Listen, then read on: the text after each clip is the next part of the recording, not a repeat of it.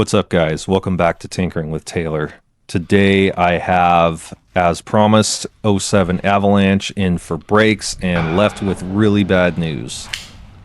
Steve called me up. He wanted brakes done. He needed backup sensors replaced, and he had a check engine light on for his evaporative purge solenoid. So I decided to get the brakes done first. He added a oil change when he dropped it off, or shortly before he dropped it off.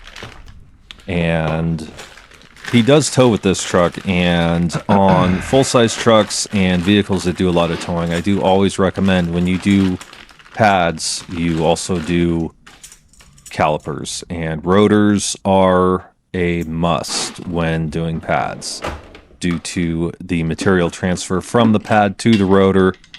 It really makes a big difference getting a fresh surface for that friction material transfer from the pad to the rotor.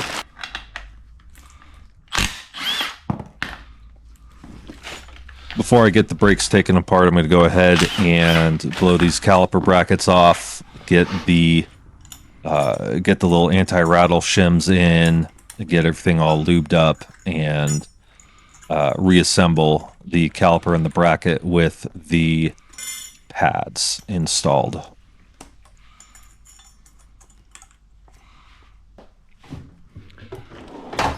And for brake lube, you don't have to do anything fancy. I just get a tube of Sil Glide.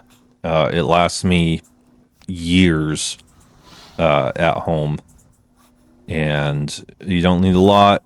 You don't need like a big giant glob. You just need a little thin layer on everywhere the pad is going to touch, on the pistons, on the other side of the caliper there, on the anti-rattle shims, all that stuff.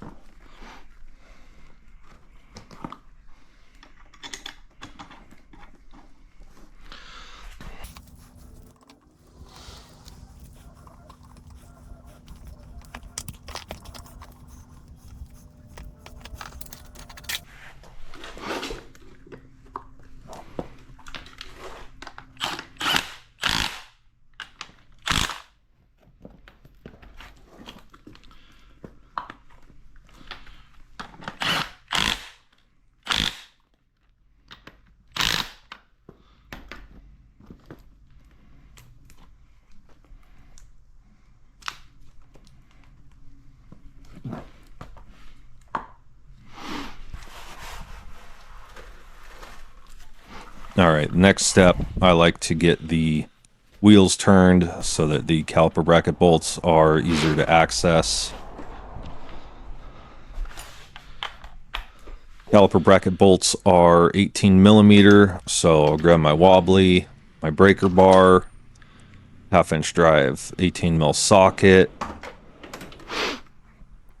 and an 11 millimeter wobbly, and wrench for the banjo bolts on the brake line. Gonna get the brake line zipped off. I like to go slow when I get it broken loose so it doesn't spray brake fluid all over the place.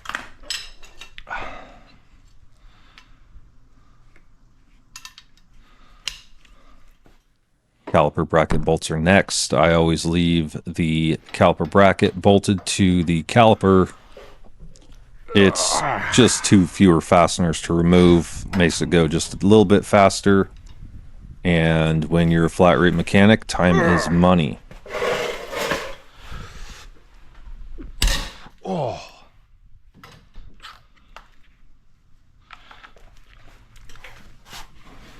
And now that I've got the caliper bracket bolts broken loose, I can just zip them off with my 3/8 impact. If you don't have one of these Milwaukee stubby mid-torque guns at home and you do a lot of work in the garage, be it on vehicles or motorcycles, lawnmowers, whatever you're working on, it is a game changer. Now I'm compressing the caliper a little bit. I've got a pan under there to catch the brake fluid that comes out. That just makes it a little bit easier to get the caliper over the lip that's been worn into the rotor. Now, these brakes did go metal to metal, but only just barely. It has been a lot of years since I've done front brakes on a half-ton GM truck, and I completely forgot about this little countersunk Torx screw that holds the caliper on. It's only there for ease of assembly.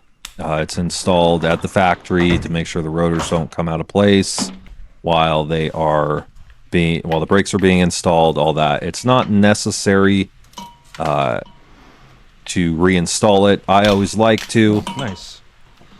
When I can. They can be a real pain in the butt, and I have had to drill them out, and that can be an absolute nightmare. But fortunately, these ones did come out real easy, which was kind of surprising considering the amount of rust that I'm knocking off of this rotor.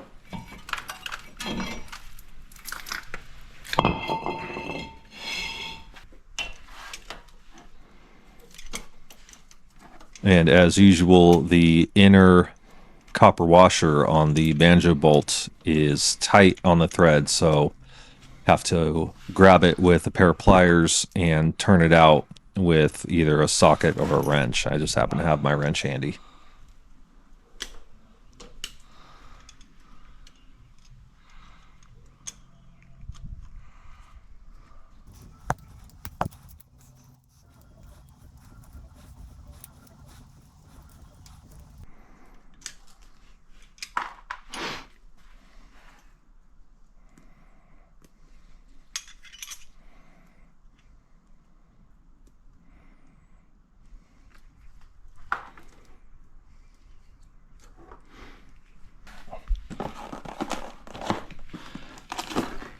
Get this rotor unboxed and get any kind of coating wiped off of it. These are the rotors that come with the Power Stop kit. They are slotted and drilled. I personally am not a fan of the slotted and drilled rotors. I feel like if you're not doing any kind of really extreme braking, they just cause excess pad wear.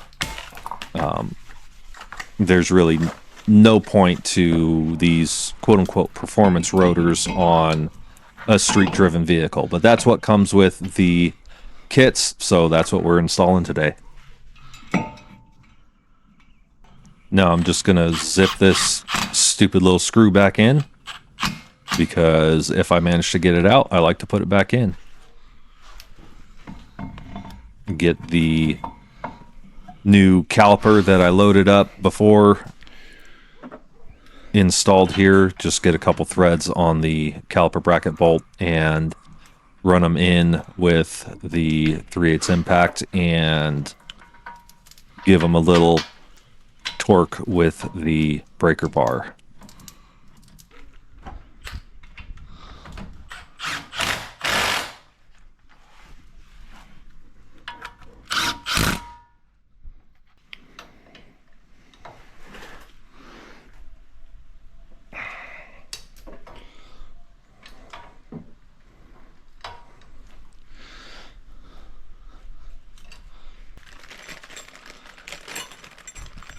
And no matter where they come from, calipers usually will have new copper washers for the banjo bolts packaged in with them somewhere. Some of them come with new banjo bolts, some of them don't, but they most always will have new copper washers, unless you get them from Ford. If you get Ford calipers for your Ford, they are going to come with calipers and nothing else. I got the banjo bolt tightened down. I'm going to pull my little clamp off of the brake line, give a little wiggle, make sure it doesn't stay collapsed. That just helps open it up a little bit. And now moving on to the other side, and I'm not going to make you watch this entire thing because you just watched me do the other side. Granted, this side has better lighting, but I'm just going to go ahead and fast forward.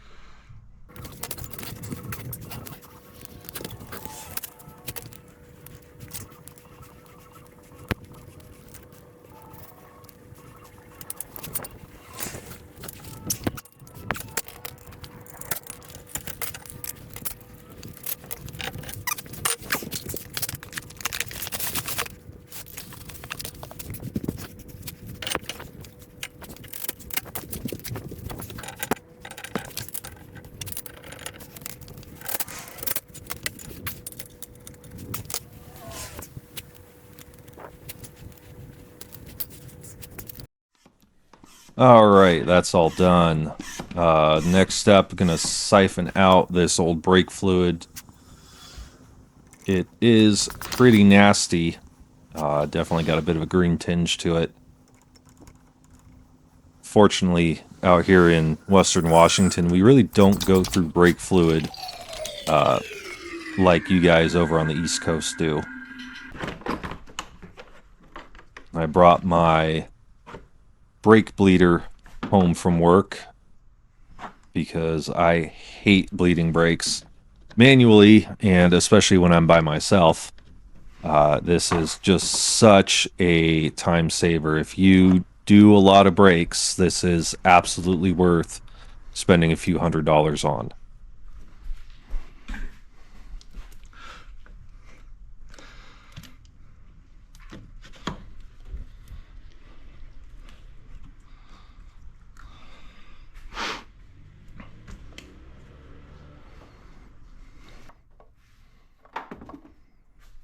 Now I've got the pressure vessel filled up with .3 fluid, hook it up to air, open the valve on the hose, and go down to the calipers. And you hear the air coming out right there.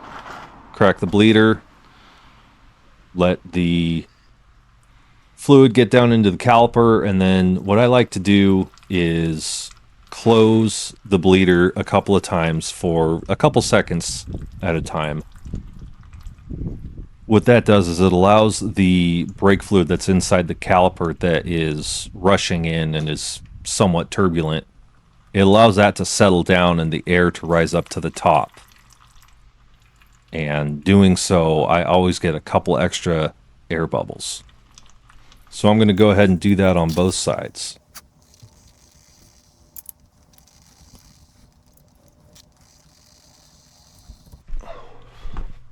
And once I've got good flow out of the calipers, I always go in and pump the brakes up before I remove my pressure bleeder.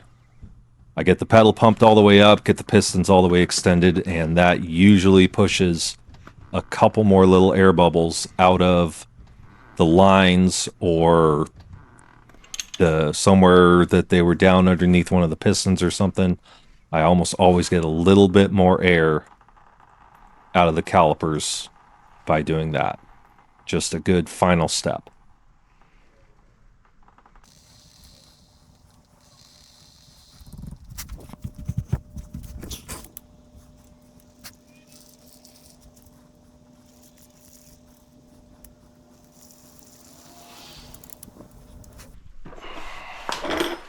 Alright, brakes are done. I sprayed off the calipers with brake clean off camera. Moving on to the oil change.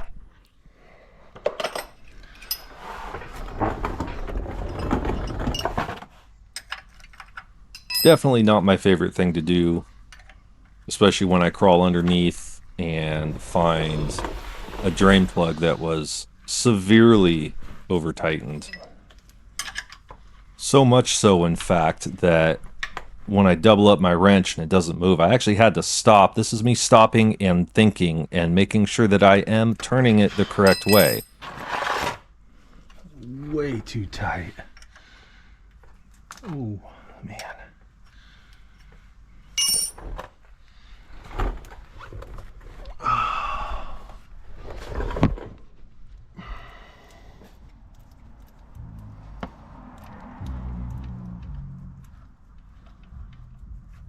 Now here you can see got my first clue that there might be something going on. Ooh.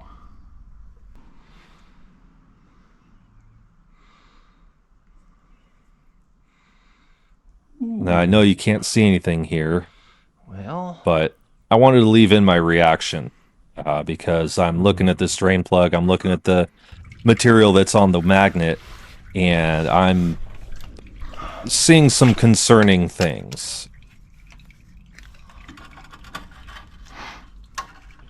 I'm going to take my extremely oversized channel lock pliers and get this oil filter off. Oh, that's super loose. Probably could have just used my hand, but oh well.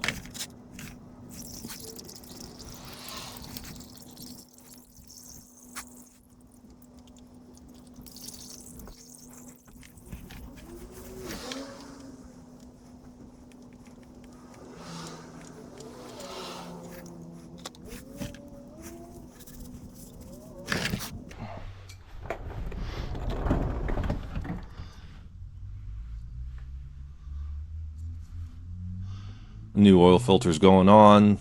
Dip my finger in the oil pan a little bit. Get some oil on the rubber gasket just to lube it, make sure it doesn't stick to the filter adapter. Makes it a lot easier next time.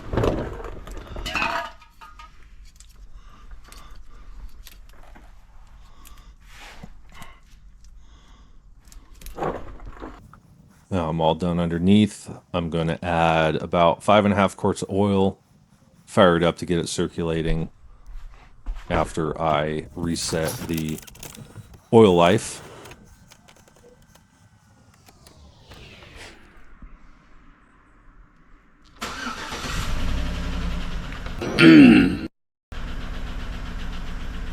And that, yeah, pretty clearly did not sound like I was hoping it would sound. My hope was that the oil was old and a little thin. After talking to the guy, the oil probably doesn't have 4,000 miles on it. He changes it twice a year, rarely drives it. I was really hoping that it was just worn out and that the engine noise that I heard bringing it into the garage would quiet down after doing a oil change, but it did not. So at this point, I'm going to go ahead and get the tires bolted back on, get them snugged up with the impact gun, lower the truck down, and then they get torqued to 140 foot-pounds.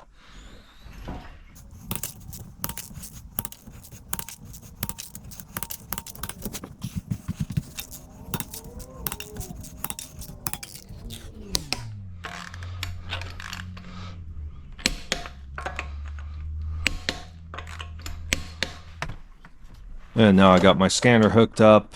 I'm going to check the codes and just confirm the evaporative emissions code that he says he has. And it does have a, I believe it was a P0449, something to do with the purge solenoid. Now, I skipped a little bit here because I didn't think it was going to be anything. I pulled the truck out, I fired it up, I pulled it out, I was going to turn it around. The purge solenoid is behind the rear axle. And I also had the backup sensors that needed to be replaced. I backed it about 10 feet out of the garage, and I looked down and the check engine light was flashing. So, cancel that plan, pull it back in, and I forgot to turn my GoPro back on. I've already pulled the spark plug, inspected that. It looks a little old, but it's not damaged or cracked or incredibly worn out. but it is soaking wet with fuel. And it does have, at this point now, it does have a cylinder 7 misfire code, P0307. So I have pulled the spark plug, inspected that, swapped the number 7 with the number 1 plug, hoping that would change it. It didn't. I swapped the ignition coil with number 1.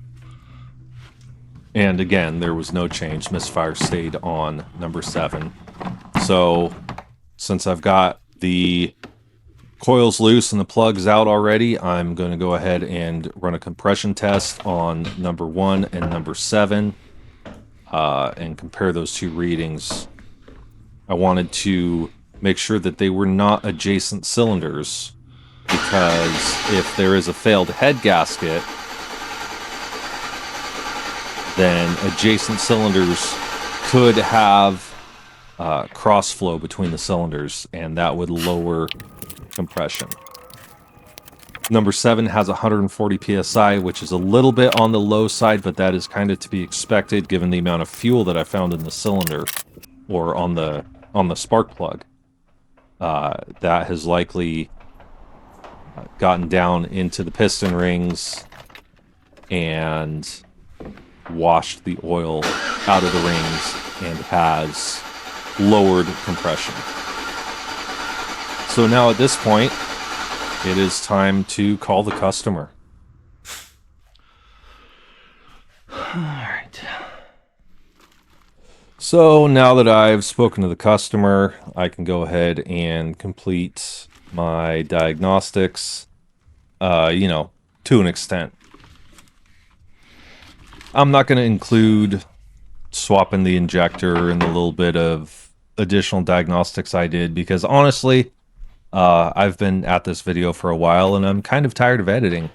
So what I did, I swapped number 5 and number 7 injectors. There was no change. I pulled the injector rail and the injectors out to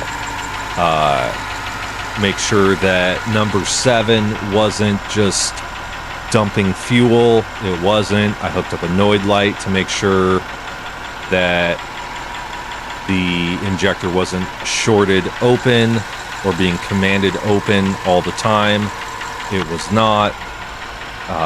And this, without pulling the valve cover, I cannot say for sure, can't say for 100%, but this is a very common problem. This is a displacement on demand engine, and what happens with these is that the camshaft gets worn out on those cylinders that get deactivated. My understanding of the way that this system works is that oil pressure is rerouted through the block to the exhaust lifters, and the oil pressure mechanically locks them open or fully extended. They cannot compress.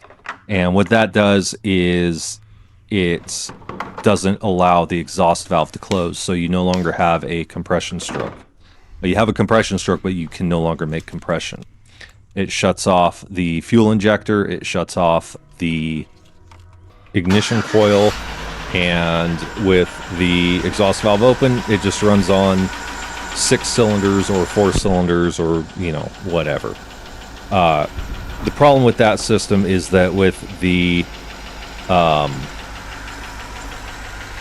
extra pressure on the cam lobe, it just wears out. It's something to do with the tempering of the cam or the material. I don't know exactly, but this is a very common issue on these displacement on demand engines, these LS engines.